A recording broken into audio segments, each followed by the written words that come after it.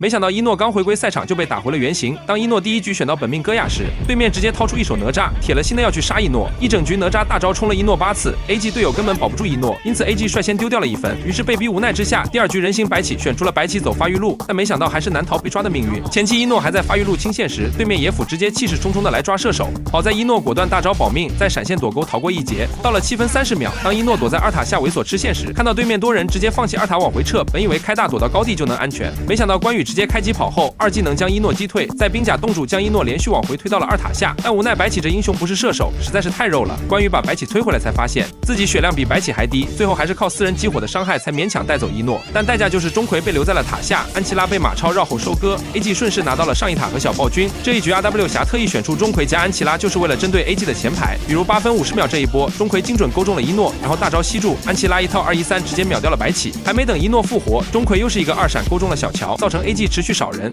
SK 曾经公开说过，你在团战中如果不针对伊诺，就会被他骑在头上输出。这句话小毒明显是听进去了，但是小毒光看 ID 忘记看伊诺选的是什么英雄了。当他找到了一个绕后的机会，眼看就要大招推回4个，结果他细节扭头放跑了边野辅，再一个大招直奔伊诺而去，仅把伊诺一人推回来，配合队友一起激活秒掉，而代价就是自己被大司命斩杀，自家队友被 AG 这局的真河马超给搓死了。AG 也是通过这一波成功扳回了劣势，还顺利拿到了黑暗暴君。那接下来就是 AG 的进攻回合了，前期你钟馗抓我，我不挑你的理，现在我白起肉装成型了，你钟馗还敢勾吗？这里钟馗还在摆头找机会，伊诺直接越塔跳脸上，先手嘲讽2个，配合队友把 RW 侠阵型冲烂了，也是一波拿下了比赛。就连伊诺赛中采访都说到，好吧，我也没选好，我选个白起，对面还一直来搞我。于是到了第3局，伊诺依然不选射手，拿出一手明刀吃叉。这个版本虽然吃叉削弱了，但明刀是真的无敌。前期双方都是和平发育，但10分钟龙团这一波，明明 RW 侠小乔2技能击飞3个，紧接着张飞大招击退2个，让伊诺孤立无援。伊诺被迫1打3大残攻孙离，好在孙膑2技能抬血回了一口，又触发了明刀保命，硬撑到大帅的孙膑赶了过来，一口治疗加救赎，让对面彻底陷入了绝望。而另一边钟毅也是成功抢到了暴君，于是 RW 侠全面溃败，10分钟被追杀到了高地，推掉了水晶。经历了前3局的风雨，第4局伊诺更加不敢选射手了，直接来了一手绝活老夫子，但是无奈对面阵容上有优势，选出了苏烈加蒙恬的双前排，老夫子加斯空阵根本敲不动前排，阵容上的劣势让 AG 团战节节败退，于是 RW 侠顺利拿到2分 ，AG 即将面临被32强的风险。到了决胜局，伊诺的边路英雄池也只剩关羽这一个了，为了避免伊诺误伤队友，宝教让一楼帮抢了一手生存能力极强的敖影，而对面的西施开始绝食，提前30秒蹲伏在了上路草丛，只为了抓到伊诺。当伊诺赶到敌方蓝区协防自家队友时，突然被草丛里的西施吊住，又被赵云大招击飞，连大招都放不出就被秒了。不过当 RW 侠还在围绕着下路布局针对伊诺时，轩辕就舒服了，钟毅配合轩辕连抓2次马超，让小度的马超直接废了，